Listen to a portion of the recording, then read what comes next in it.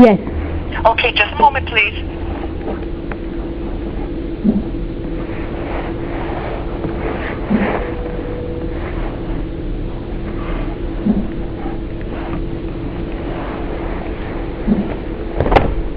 Pam Taylor, may I help you? Hey Pam, this is Annabel, and I'm so sorry for being emotional the first time you called. Can we just do it this time in a civilized way? You tell me the version of your story, and then basically what I looked on the clerk's computer because Miss Laudine brought it to my attention, and what happened is that she told me that when you got a transcript from her for that date, you were confused, but you said you weren't there, and evidently she had you speaking. And when I looked on the clerk's computer, I did see where they said that you were not present, but that was in the first courtroom. Pam, that's why I don't want. If you start again that way, I hang up. So I came to talk like civilized person, but if you cut my word, I swear to you I'm going to hang up, and please don't call me anymore. Huh? So first I want to know, what is your relationship to Laudine? Are you her manager or supervisor or what? Yes, I am. I'm the assistant administrator. Okay, so tell me now, why did you try to tell me when you called before, because I hang up, and I'm sorry for that. Tell me now what happened. What happened according to the clerk's computer and according to Miss Lauding's notes, the case of 08CR 10502 was on the arraignment call. That's a call that's at 9 o'clock in the morning. It's a massive court. It's a very large courtroom, and they call cases like every second. And if you don't answer immediately, the clerk will say you're not present. But what they do state in open court is where the case is being transferred to. Your case was called, and I guess you didn't answer, so the clerk in that courtroom, the assignment call said defendant not present, but the case was transferred to Judge Schreier in that same building on that same day. Now, the transcript that you got is from the court reporter that was in Judge Schreier's courtroom. Okay, now can I tell you my version of the story now? Sure. Okay. In the clerk file I have, there are two cases like you say. One before Paul Bieber, and the only thing it says is case assigned, Paul Bieber, and then the case is sent to Judge Schreier. No, it's not Judge Schreier, it's Judge Flood. Flood, right. Okay. And that's to the same courtroom. Pam, please. Oh, okay. I'm sorry. Go ahead.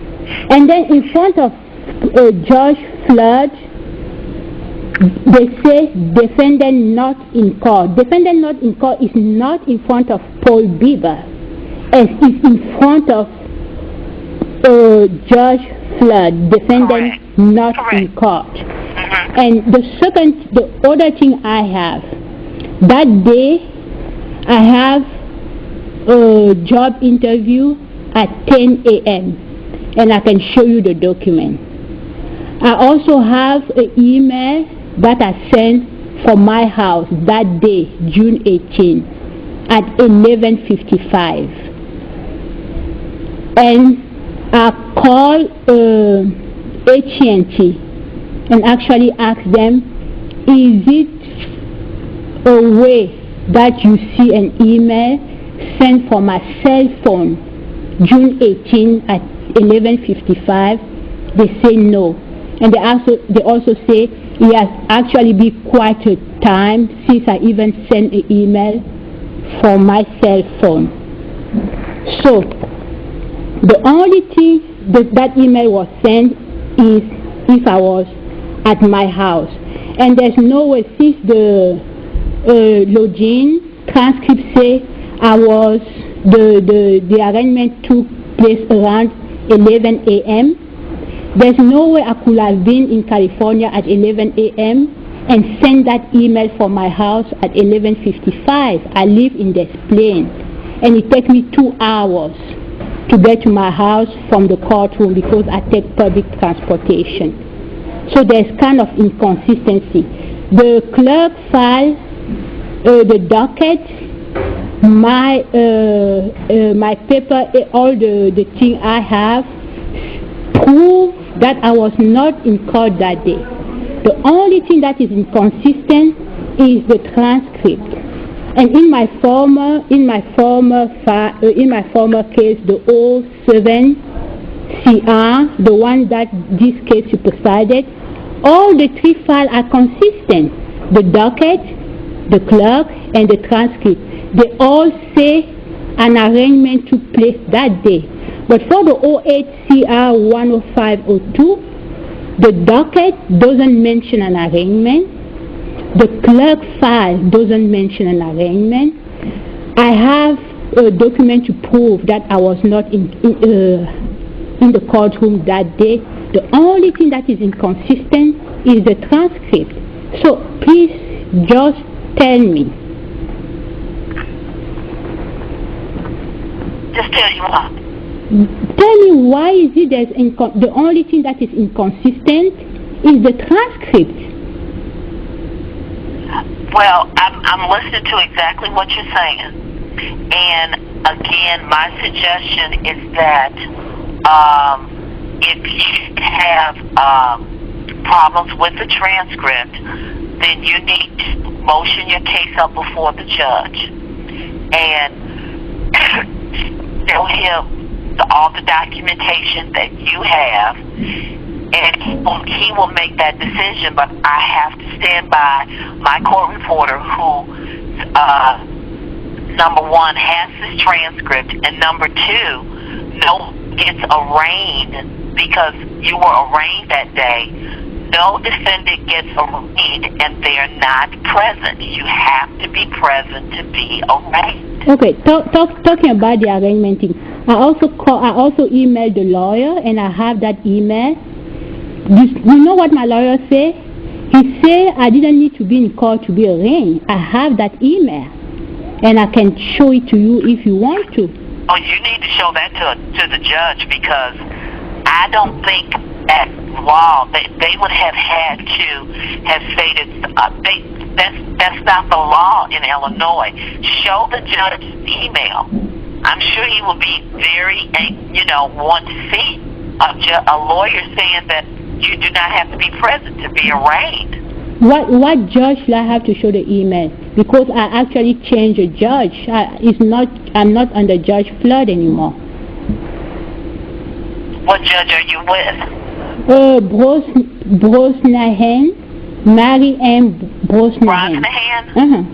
Okay. Well, you know what? On top of that, whatever was in your file, all of those papers and everything will be there, so she will still be able to make an intelligent decision about that.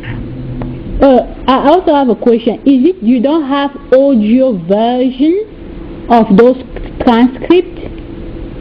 I don't have what version? The audio, so that you can listen to it, to what was actually said in court.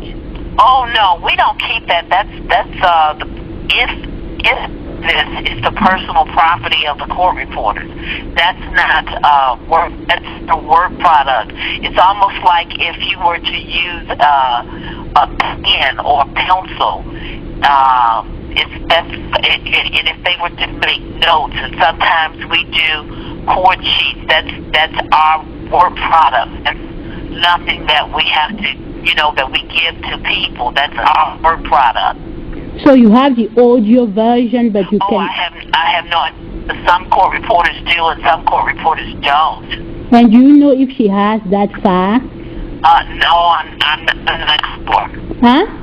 I'm not sure. I would have to,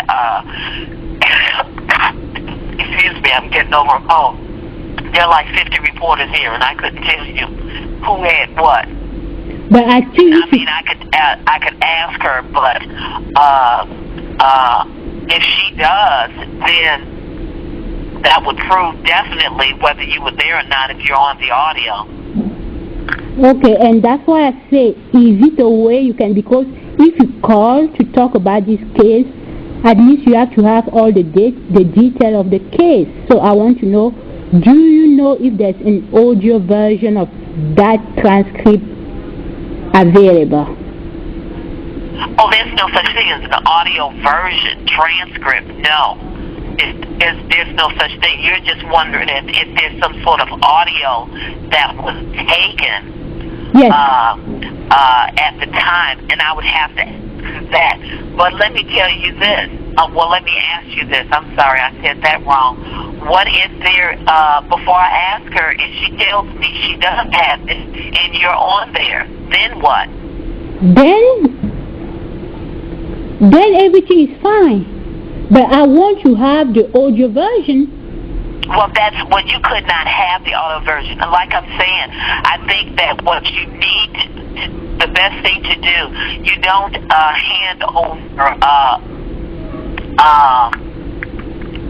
files. What you do is that you have to motion it before the court, and everything is presented before the court. That's how it has to be done. The court reporter, the only thing that she can give to you is what you have already, is the transcript. But anything else, she does not have to hand over to you. But as I said, I think that this would best be before Judge Brosnahan, where you can present to Judge Brosnahan what you have, and then the court reporter in turn can present what she has, and then Judge Brosnahan will make that decision. Okay. Pam, please help me here. You know, I'm not an American, so I really don't know how those things will go. Can I subpoena that information from the court reporter office? Because well, what you can do is you can go back to the clerk's office, and they can motion, and they'll show you papers to fill out to motion up the case. To motion what case? I don't want to motion.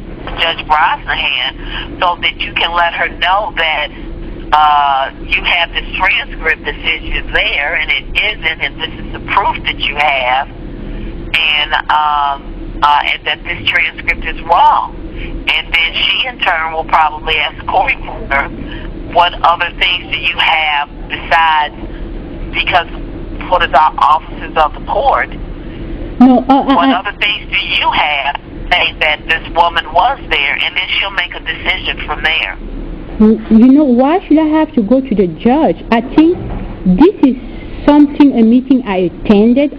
Don't you think I have any right to get that information if the information that was given to me is kind of questionable? Don't you think I have the right? The reason why it can't be given to you is because this is what I'm saying.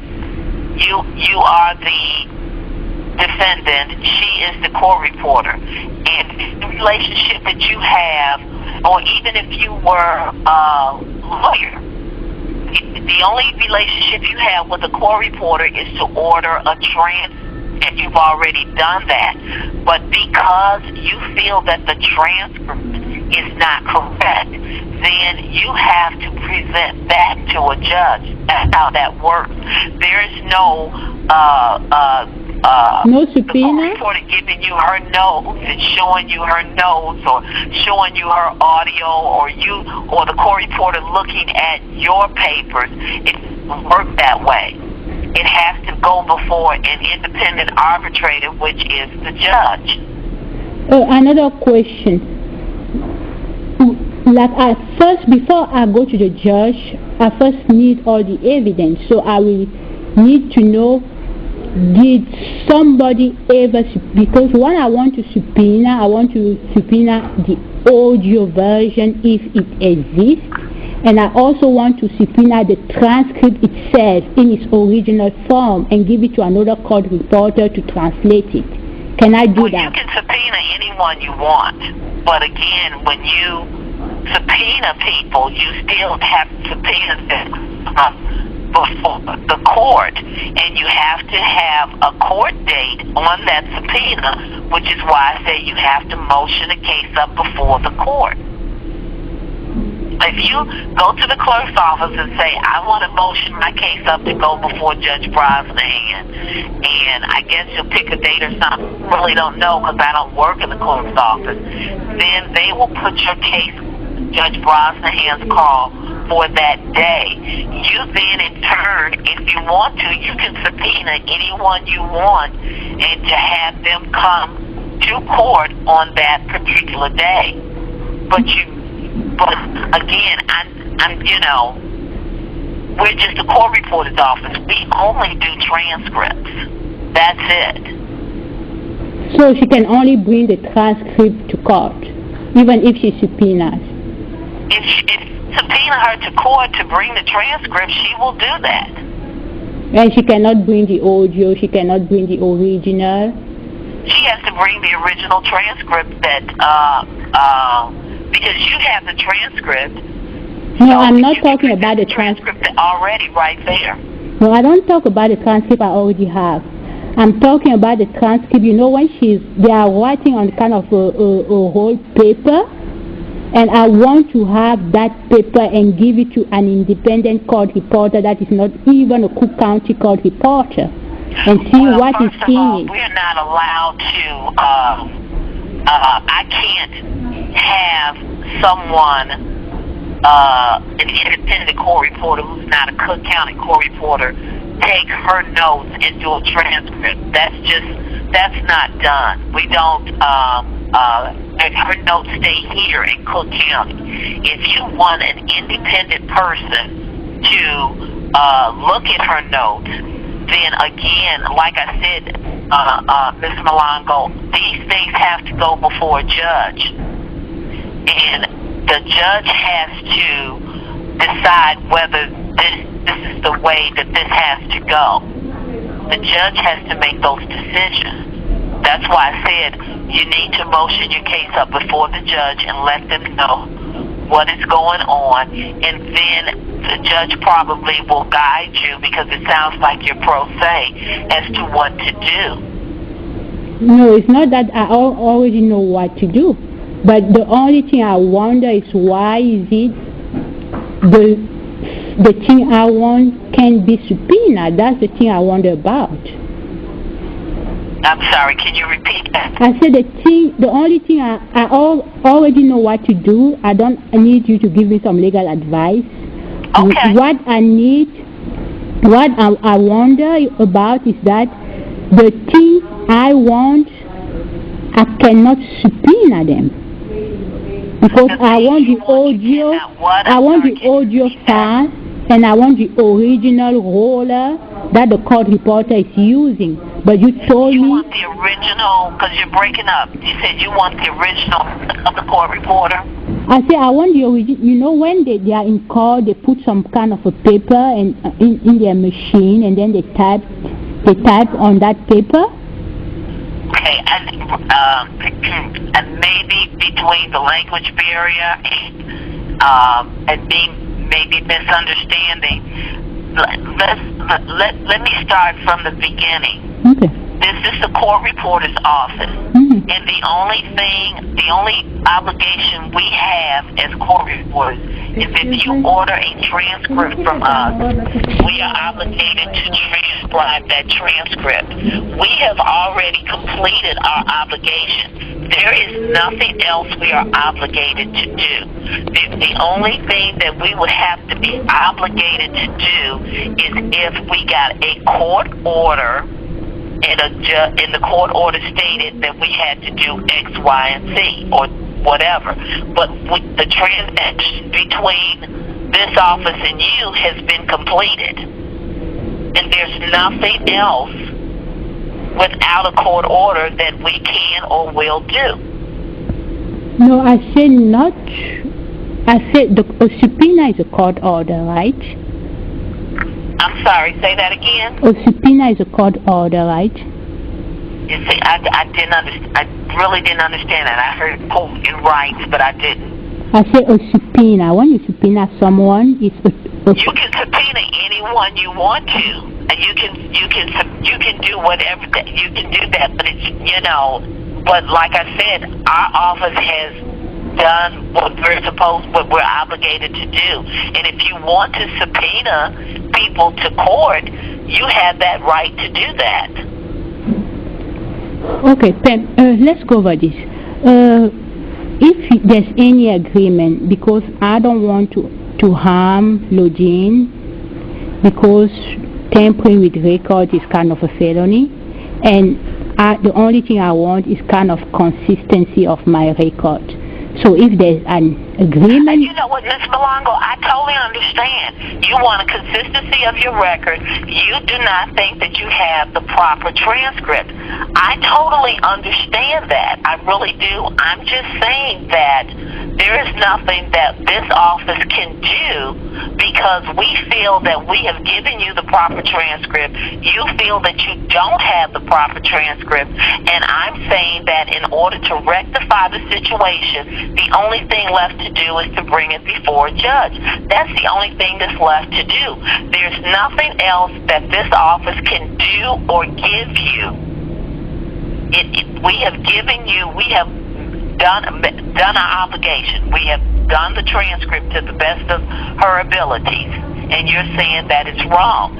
That's a decision that has to be made before a judge. There is really no other contact that you need or have to have with the court reporter. If you feel she did the wrong thing, you have to bring it before the judge. So can you explain the consistency then? Why is it the former case? I can't explain it. I really can't. I explained it from our end. You are not satisfied with my explanation. There is really nothing to say that you are going to, that you're going to be satisfied with. You have records showing that you were not even near 26 in California. We have a transcript that says you were here. In fact, I believe that you were even speaking. So there is nothing that I can explain to you that's going to convince you of that. So that's why it has to go before a third person, which is a judge. That's pretty much it. Okay, and I also have a question. Why is it that Jane didn't call me upset and explain all this? Why did who called you upset? Why did you go to the project, Jane? Why did she didn't call me? Well, you know what? I have no idea. Your situation was presented to me today. I've been off for 2 weeks. Unfortunately sick the whole time. They presented this situation to me today, and that's what I'm trying to rectify right now. You don't play. How many people call you about this case?